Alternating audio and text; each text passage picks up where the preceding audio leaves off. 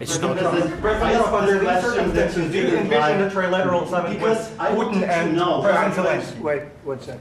I asked this question that you didn't like because I wanted to know if you want to position yourself in the middle between Russia and Yes. Ukraine, or on the Ukraine side. No, I'm in the middle. I want to solve this thing. I'm for both. I want to get it solved.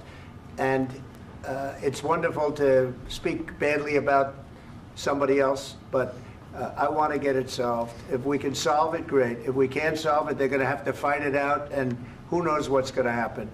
But I want to see it get solved. May I follow up? One more question about U.S. troops in Europe. After Russian invasion of Ukraine, your predecessor sent additional troops to Eastern Europe, including Poland, my country. Yeah. Are you committed to keeping these troops on the eastern flank of NATO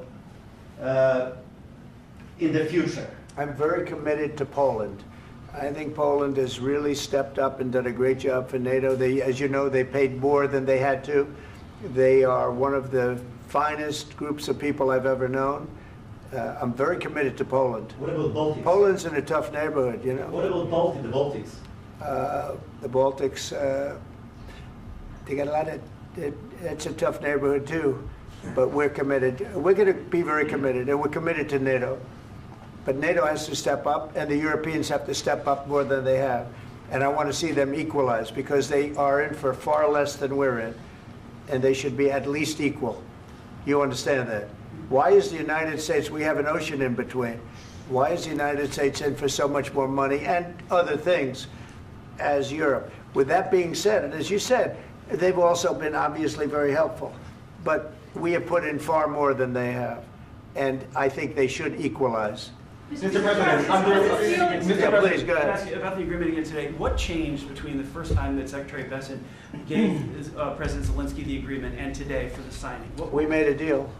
So What was the I'm just, deciding factor? I'm a business person. We made a deal. That's what changed. Mr. President, I didn't think we were going to make a deal, and we ended up making the deal, so that changed. Mr. President, what and how do you envision a trilateral summit with President Zelensky and Putin? I don't know, under but these well, they circumstances? don't like each other. I can tell you that. Okay? They do not like each other. This is not a love match, and it's unfortunate. That's why you're in this situation. The United States should not have allowed this to happen. Okay? The United States, run by a man that didn't know much, I'm going to be very nice, run by an incompetent person, very incompetent person, should never have allowed this to happen. I've stopped wars. I've stopped many wars. My people will tell you, I stopped wars that nobody ever heard about. I stopped wars before they ever started. You can look at some of, I could give you a lot of nations that would tell you right now they were probably going to war. I could tell you right now there's a nation thinking about going to war on something that nobody in this room has ever even heard about. Two smaller nations, but big, still big. And I think I've stopped it. But this should have never happened. Mr. President? Sorry, just a second. About any negotiations. First of all, I want really to tell you, and I think that everybody understands that Ukraine, more than Ukrainians, nobody wants to stop this war. But at the future, any negotiations, it's understandable that two sides of the war, not Russia and the United States, because this is not the war between Russia and the United States. This is war of Russia against Ukraine and Ukrainian people. So these two sides will be at the anyway will be at the negotiation table. Then of course United States, like the strongest partner of the Ukraine, and of course Europe. I think Europe is very important. I want to speak about it with the President. Yes, Europe is very important for us because we really defend Europe for today. All Europeans really recognize that we are defending the line, and they have real life, and our people are dying. That's why they helped us. And also, it's about the NATO. Yes, between, like the President said, you have big, nice ocean.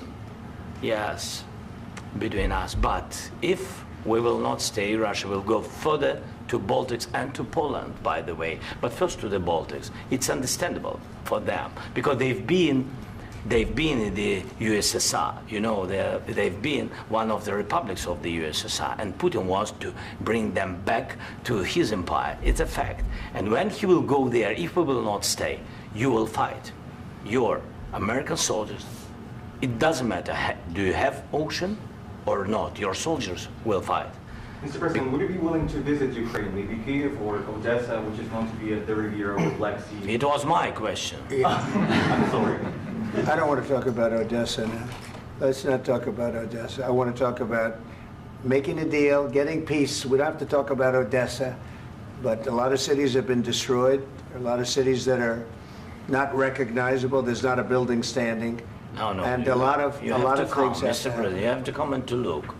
No. We have very good cities.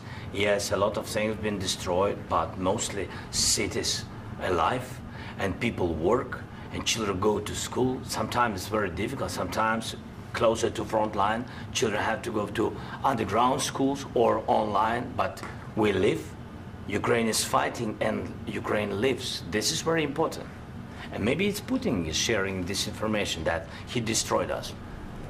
No, he lost 700,000 people, 700,000 soldiers. He lost everything.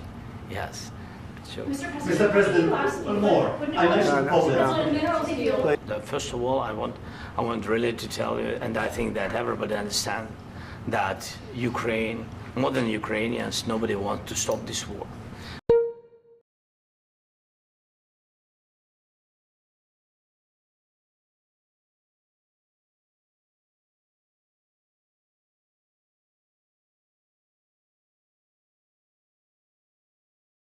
The United States